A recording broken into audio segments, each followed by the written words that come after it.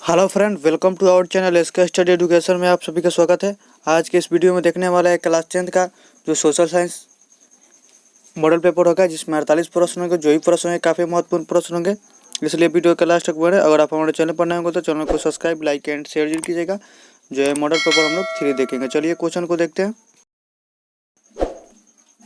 Question हम लोग first देखेंगे, सुदूर संवेदी उपग्रह रिमोट सेंसिंग उपग्रह का उपयोग किस लिए होता है। जो सुदूर संवेदी उपग्रह होता है उसका प्रयोग किस लिए होता है, तो दूरसंचार के लिए या संसाधन की खोज के लिए या मौसम विज्ञान के लिए या दूरदर्शन के लिए।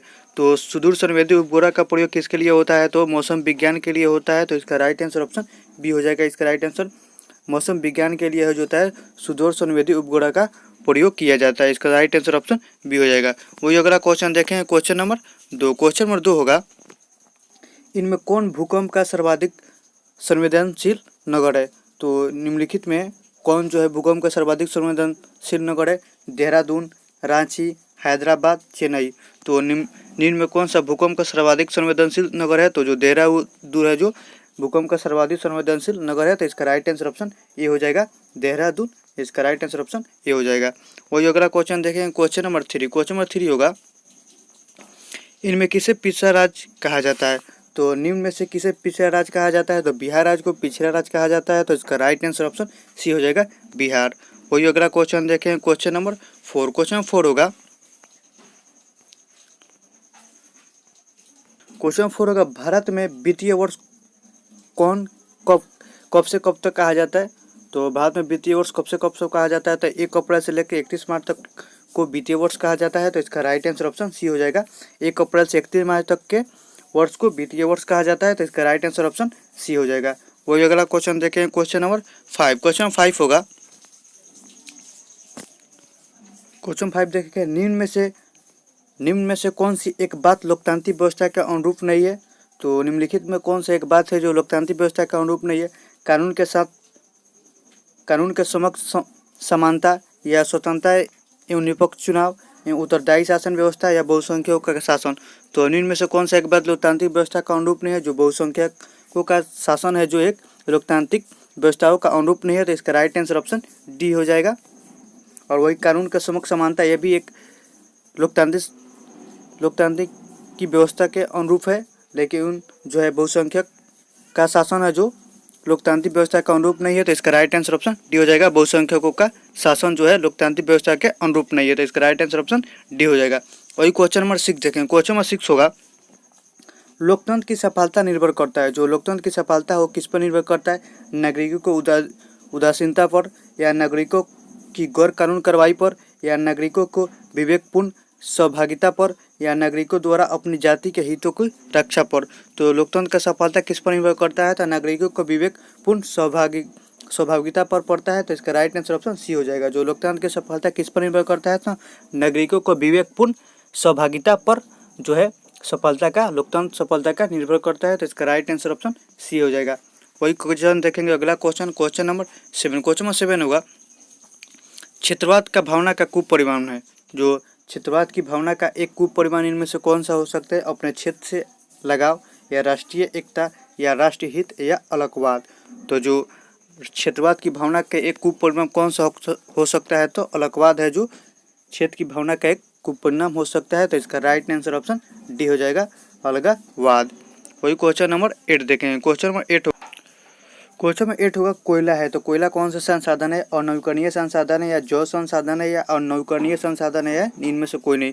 तो कोयला कौन सा संसाधन है, जो कोयला जो है अनवीकरणीय संसाधन है। तो इसका राइट आंसर ऑप्शन ए हो जाएगा, अनवीकरणीय संसाधन क्या है, तो कोयला है जो एक अनवीकरणीय संसाधन है। तो इसका राइट आंसर ऑप्शन ए हो जाएगा। वही क्वेश्चन नंबर 9 देखें, क्वेश्चन नंबर 9 होगा, दीर्घकालीन ऋण प्रदान करने वाली संस्था कौन सी है। जो दीर्घकालीन ऋण प्रदान करती है वो संस्था कौन सी है, कृषक महाजन, ऑप्शन बी होगा भूमि विकास बैंक, या प्राथमिक कृषि साख समिति, या डी इनमें से कोई नहीं। तो दीर्घकालीन ऋण प्रदान करने वाली संस्था कौन सा है, तो भूमि विकास बैंक है जो दीर्घकालीन ऋण विकास प्रदान करता है। तो इसका राइट आंसर ऑप्शन भी हो जाएगा, भूमि विकास बैंक है जो दीर्घकालीन ऋण प्रदान करने वाली संस्था है। तो वो कौन सी है संस्था, तो भूमि विकास बैंक है जो तो इसका राइट आंसर ऑप्शन बी हो जाएगा। वही क्वेश्चन नंबर हम लोग 10 देखें। क्वेश्चन नंबर 10 होगा, आर्थिक विकास का तीसरा क्षेत्र क्या है? तो आर्थिक विकास का तीसरा क्षेत्र कौन सा है? कृषि क्षेत्र है या शिक्षा क्षेत्र है या विज्ञान क्षेत्र है या सेवा क्षेत्र है?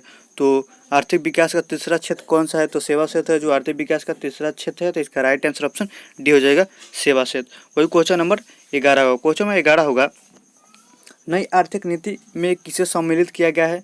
तो नई आर्थिक नीति में किसे सम्मिलित किया गया है? उदारीकरण को या निजीकरण को या वैश्वीकरण को या इनमें से सभी को? तो नई आर्थिक नीति में किसे सम्मिलित किया गया है? तो वैश्वीकरण को जो सम्मिलित किया गया है नई आर्थिक नीति में। तो इसका राइट आंसर ऑप्शन सी हो जाएगा, वैश्वीकरण को। वही क्वेश्चन नंबर हम लोग 12 देखें। क्वेश्चन 12 होगा,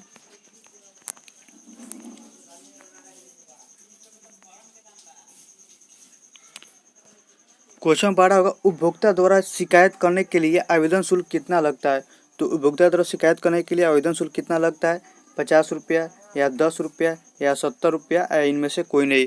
तो उपभोक्ता द्वारा शिकायत करने के लिए आवेदन शुल्क कितना लगता है? तो 1 भी रुपया नहीं लगता है। तो इसका राइट आंसर ऑप्शन डी हो जाएगा, इनमें से कोई नहीं। तो 50 रुपया भी नहीं लगता है और 70 रुपया भी नहीं लगता है और 10 रुपया भी नहीं लगता है। तो इसका राइट आंसर ऑप्शन डी हो जाएगा, इनमें से कोई नहीं। क्वेश्चन नंबर 13 देखें। क्वेश्चन नंबर 13 होगा, पंजाब में भूमि निम्नीकरण का मुख्य कारण कौन सा है? जो पंजाब में भूमि निम्नीकरण का मुख्य कारण कौन सा है? वनोन्मूलन या अति पशुचरण या गहन खेती या अधिक सिंचाई? तो पंजाब में भूमि निम्नीकरण का मुख्य कारण कौन सा है? तो अधिक सिंचाई है। तो इसका राइट आंसर ऑप्शन डी हो जाएगा, अधिक सिंचाई। अगला क्वेश्चन होगा क्वेश्चन नंबर 14। क्वेश्चन नंबर 14 देखेंगे, मानव शरीर में जल की मात्रा होती है। तो मानव शरीर में जल की मात्रा कितना परसेंट होती है? 55% या 60% या 70% या 65%? तो मानव शरीर में जल की मात्रा होती है वो कितना होती है? तो 65% होती है। तो इसका राइट आंसर ऑप्शन सी हो जाएगा, 55%। वही क्वेश्चन हम लोग 15 देखेंगे। क्वेश्चन 15 होगा, निम्न जीवों में कौन केवल भारत में पाया जाता है? जो निम्न जीवों में कौन केवल भारत में पाया जाता है? मगरमच्छ या डॉल्फिन या व्हेल या कछुआ? तो निम्न में से कौन सा है जो केवल भारत में पाया जाता है? तो इसका राइट आंसर ऑप्शन बी हो जाएगा, डॉल्फिन। जो डॉल्फिन होता है केवल भारत में पाया जाता है। तो इसका राइट आंसर ऑप्शन बी हो जाएगा। सॉरी, इसका राइट आंसर बी हो जाएगा, डॉल्फिन है जो केवल भारत में पाया जाता है। तो इसका राइट आंसर ऑप्शन बी हो जाएगा, डॉल्फिन। वही क्वेश्चन नंबर 16 देखें। क्वेश्चन नंबर 16 होगा, सीमेंट उद्योग का प्रमुख कच्चा माल कौन सा है? तो सीमेंट उद्योग का प्रमुख कच्चा माल कौन सा है? चूना पत्थर या ग्रेनाइट या लौह अयस्क या बक्साइट?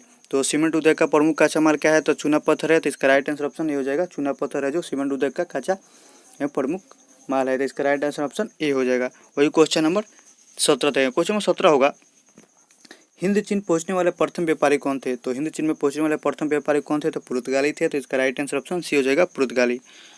क्वेश्चन 18 होगा, सवर्णीय अवज्ञा आंदोलन कब शुरू हुआ? तो सवर्णीय अवज्ञा आंदोलन हुआ तो कब शुरू हुआ था? 1920 में, 1930 में, 1935 में, और ऑप्शन डी होगा 1942 में।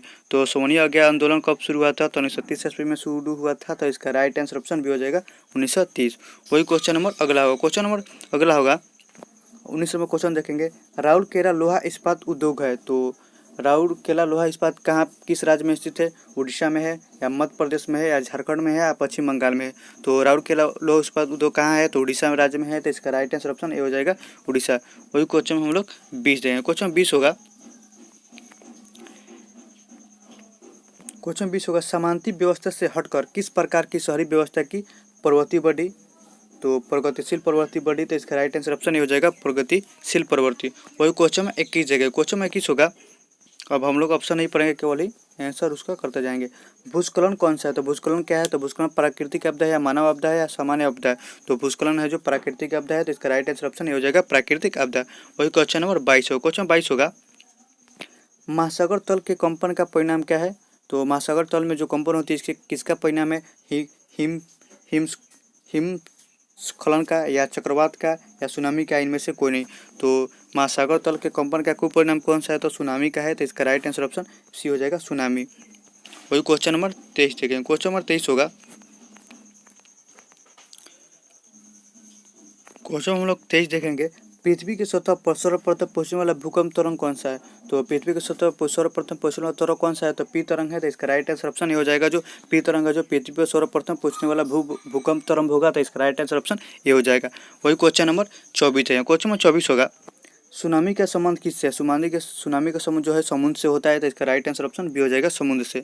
वही क्वेश्चन नंबर 25 होगा। क्वेश्चन 25 होगा, उपभोक्ता अधिकार दिवस को मनाया जाता है। तो उपभोक्ता अधिकार कब दिवस को मनाया जाता है? 15 मार्च को मनाया जाता है। तो इसका राइट आंसर ऑप्शन बी हो जाएगा 15 मार्च।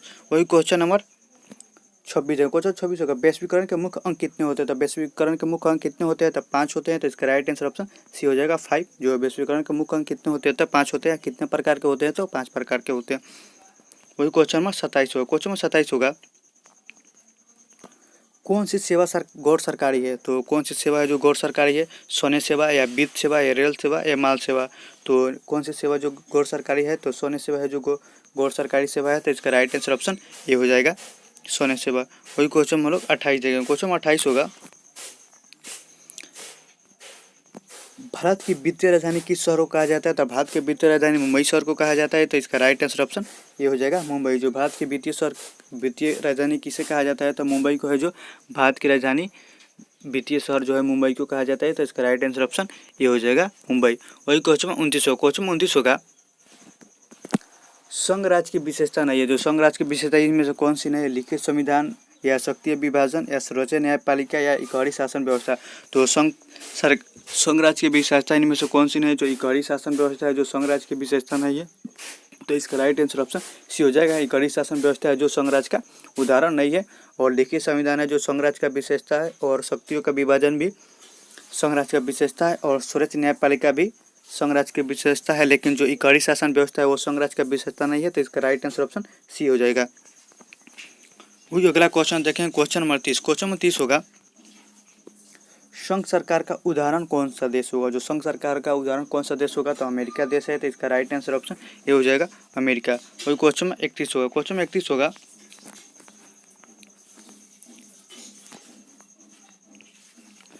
बिहार में संपूर्ण क्रांति का नेतृत्व निम्नलिखित में से किसने किया था? तो बिहार में संपूर्ण क्रांति का नेतृत्व जयप्रकाश नारायण ने किए थे। तो इसका राइट आंसर ऑप्शन डी हो जाएगा।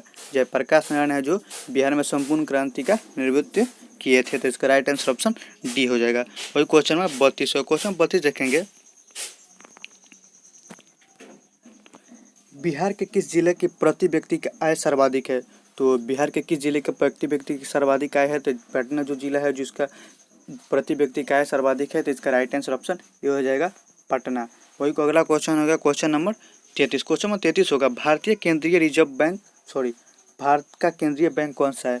तो भारत का केंद्रीय बैंक कौन सा है? तो रिजर्व बैंक ऑफ इंडिया है जो भारत का केंद्रीय बैंक है। तो इसका राइट आंसर ऑप्शन ये हो जाएगा रिजर्व बैंक ऑफ इंडिया है जो भारत का केंद्रीय बैंक है। वही क्वेश्चन नंबर 34 होगा। क्वेश्चन नंबर 34 होगा, व्यावसायिक बैंकों का सर्वप्रथम राष्ट्रीयकरण कब किया गया? तो व्यावसायिक बैंकों का सर्वप्रथम राष्ट्रीयकरण कब किया गया? तो 1969 ईस्वी को जो है व्यावसायिक बैंकों का सर्वप्रथम राष्ट्रीयकरण किया गया है। तो इसका राइट आंसर ऑप्शन सी हो जाएगा 1969 को। वही क्वेश्चन नंबर हम लोग 35 है। क्वेश्चन 35 होगा, ऊर्जा का मुख्य स्रोत कौन सा है? तो ऊर्जा का मुख्य स्रोत कौन सा है? कोयला है या विद्युत है या पेट्रोलियम है? इनमें से सभी है। तो कोयला का मुख्य स्रोत कौन सा है? तो इसमें से सभी हो जाएगा। कोयला भी है और विद्युत भी है और पेट्रोलियम भी है जो ऊर्जा का मुख्य स्रोत है। तो इसका राइट आंसर ऑप्शन डी हो जाएगा। वही क्वेश्चन में 36 होगा। क्वेश्चन में 36 होगा, गंडक परियोजना है। तो गंडक परियोजना है वो कहाँ है? बेतिया में है या मोतिहारी में है व वाल्मीकि नगर में है या छपरा में है? तो गंडक परियोजना कहाँ पे है? तो वाल्मीकि नगर में है। तो इसका राइट आंसर ऑप्शन बी हो जाएगा वाल्मीकि नगर। वही क्वेश्चन नंबर 37 होगा। क्वेश्चन नंबर 37 होगा, काउंट कुंवर को विक्टर एमनुअल ने किस पद पर नियुक्त किया? तो प्रधानमंत्री के जो काउंट कुंवर थे वो विक्टर एमनुअल ने किस पद पर नियुक्त किया था? तो प्रधानमंत्री के पद पर नियुक्त किए थे। तो इसका राइट आंसर ऑप्शन सी हो जाएगा प्रधानमंत्री। वही अगला क्वेश्चन है क्वेश्चन नंबर 38। क्वेश्चन 38 देखेंगे, रक्त एवं लौह की नीति का अवलंबन किसने किया था? तो रक्त और लौह की नीति का अवलंबन बिस्मार्क ने किया था। तो इसका राइट आंसर ऑप्शन सी हो जाएगा बिस्मार्क। वही क्वेश्चन में 39 हो। क्वेश्चन 39 देखिए, साम्यवादी शासन का पहला प्रयोग कहाँ हुआ था? तो साम्यवादी शासन का पहला प्रयोग कहाँ हुआ था? तो रूस में हुआ था। तो इसका राइट आंसर ऑप्शन ये हो जाएगा रूस। वही अगला क्वेश्चन है क्वेश्चन नंबर 40। क्वेश्चन नंबर 40 होगा, वैश्विक क्रांति कब हुआ? तो वैश्विक क्रांति हुआ था वो कब हुआ था? तो नवंबर 1917 में हुआ था। तो इसका राइट आंसर ऑप्शन बी हो जाएगा। नवंबर 1917 को वैश्विक क्रांति हुआ था। जो वैश्विक क्रांति कब हुआ था? तो नवंबर 1917 में जो वैश्विक क्रांति हुई थी। तो इसका राइट आंसर ऑप्शन बी हो जाएगा। वही अगला क्वेश्चन देखें क्वेश्चन 41। क्वेश्चन 41 होगा, कांटी तापीय विद्युत परियोजना किस जिला में स्थित है? तो कांटीय तापीय विद्युत परियोजना किस जिला में स्थित है? तो मुजफ्फरपुर जिला में स्थित है। तो इसका राइट आंसर ऑप्शन सी हो जाएगा मुजफ्फरपुर। वही क्वेश्चन में 42 हो। क्वेश्चन 42 होगा, रेल वर्ग सब कहाँ स्थित है? जो रेल वर्ग सब है वो कहाँ स्थित है? तो जमालपुर या भागलपुर या मुंगेर या पटना। तो रेल वर्ग सब कहाँ स्थित है? तो जमालपुर में स्थित है। तो इसका राइट आंसर ऑप्शन ए हो जाएगा जमालपुर। वही क्वेश्चन नंबर 43 हो। क्वेश्चन नंबर 43 देखेंगे, सुनामी का मुख्य कारण क्या है? तो सुनामी का मुख्य कारण क्या है? समुद्र में भूकंप या पर्वत पर भूकंप या मैदानी क्षेत्र में भूकंप या इनमें से कोई नहीं। तो सुनामी का प्रमुख कारण क्या है? तो समुद्र में भूकंप है जो सुनामी का एक प्रमुख कारण है। तो इसका राइट आंसर ऑप्शन ये हो जाएगा। क्वेश्चन नंबर 44 होगा। 44 क्वेश्चन नंबर 44 देखेंगे, सुखाड़ क्या है? तो सुखाड़ क्या है? प्राकृतिक आपदा है या मानव जनित आपदा है या सामान्य आपदा है या इनमें से कोई नहीं। तो सुखाड़ है वो क्या है? तो वो एक प्राकृतिक आपदा है। तो इसका राइट आंसर ऑप्शन ए हो जाएगा प्राकृतिक आपदा। वही क्वेश्चन नंबर 45 है। क्वेश्चन 45 होगा, द्वितीय महायुद्ध के बाद यूरोप में कौन सी संस्था का उदय आर्थिक दुष्प्रभाव को समाप्त करने के लिए हुआ? तो द्वितीय विश्व महायुद्ध के बाद यूरोप में कौन सी संस्था का उदय आर्थिक दुष्प्रभाव को समाप्त करने के लिए हुआ? तो यूरोपीय संघ का है जो संस्था का उदय हुआ। तो इसका राइट आंसर ऑप्शन डी हो जाएगा। वही क्वेश्चन नंबर 46 देगा। क्वेश्चन नंबर 46 होगा, किसने कहा मुद्रण ईश्वर के दी गई महानतम देन में से सबसे बड़ा तोहफा है? तो किसने कहा था? तो मार्टिन लूथर ने कहे थे। तो इसका राइट आंसर ऑप्शन बी हो जाएगा मार्टिन लूथर। वही क्वेश्चन नंबर 47 हो। क्वेश्चन नंबर 47 देखेंगे, भारत में मतदाता होने की न्यूनतम आयु क्या है? तो भारत में मतदाता होने की न्यूनतम आयु 18 वर्ष होती है। तो इसका राइट आंसर ऑप्शन सी हो जाएगा 18 वर्ष। वही क्वेश्चन नंबर 48 हो। क्वेश्चन नंबर 48 देखेंगे, भारत में किस वर्ग की शासन प्रणाली है? तो भारत में किस प्रकार की शासन प्रणाली है? संघीय, अध्यक्षीय या एकात्मक अध्यक्षीय या एकात्मक संघीय या संघीय संसदीय। तो भारत में किस प्रकार की शासन प्रणाली है? तो संघीय संसदीय की शासन प्रणाली है। तो इसका राइट आंसर ऑप्शन बी हो जाएगा संघीय और संसदीय। तो शायद इस वीडियो का लास्ट क्वेश्चन था। अगर वीडियो अच्छी लगे तो चैनल को सब्सक्राइब, लाइक एंड शेयर कीजिएगा। मिलते हैं अगले वीडियो में।